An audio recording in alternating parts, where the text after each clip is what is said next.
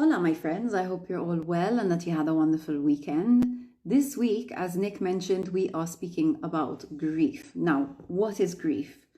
Grief is the experience of loss, right? It's a whole package of different emotional reactions that result as an experience of loss. And there can be different kinds of losses. So often we tend to think of grief as a reaction to the death of a loved one, but we can also experience grief in relation to the end of a romantic relationship or a friendship, or the end of a career, or a sudden transition in life, and therefore a massive shift in identity, like going from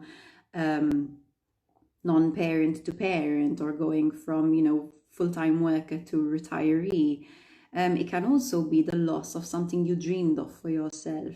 Since grief isn't a particularly pleasant subject to talk about very often, we might not even realize that we're grieving.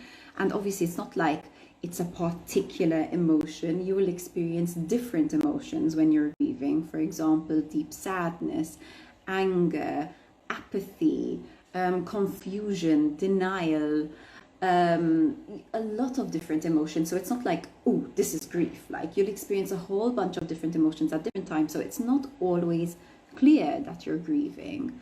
But anything that isn't processed continues to drive our behavior, right? Anything that isn't processed remains stuck, which means you can't grow through it. So it's important to become aware of grief and your own experience of grief. And we'll all experience grief at some point or other in our lives, so that you can grow through it and heal from it. So how do we grow through grief, right? There's no such thing as forcing your way out of grief. And if you try to, it's not going to last long. It's not sustainable because it's unprocessed. So in order to grow from grief, you need to process it. So how do you process it?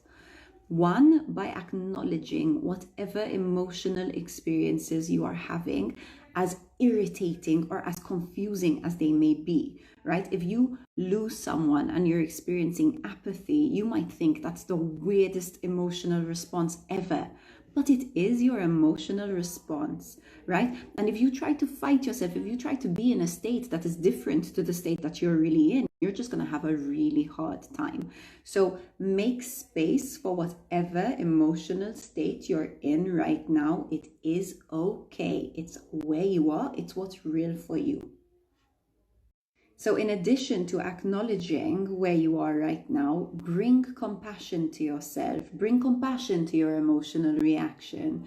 So in the same way that you would bring compassion to a friend if they told you that they were experiencing apathy to the loss of a parent, for example, I don't think you would respond to your friend by being like, that's a really weird reaction. I think you should go get your head checked. You'd probably be more like, I get it. It's a lot to process, kind of. It makes sense that at times you'd be apathetic, and it makes sense that at times you'd be super tearful. It makes sense. You would be kind towards your friend. So bring that kindness to yourself, right? Less judgment, more acknowledgement, more kindness. And the third thing is to listen to your grief, right? To actually allow it to communicate to you what it's trying to tell you. What's super important to you. As much as it sucks when we lose something, it communicates to us what really matters to us, especially if you're experiencing pain around it, or if there's so much pain that you go to apathy.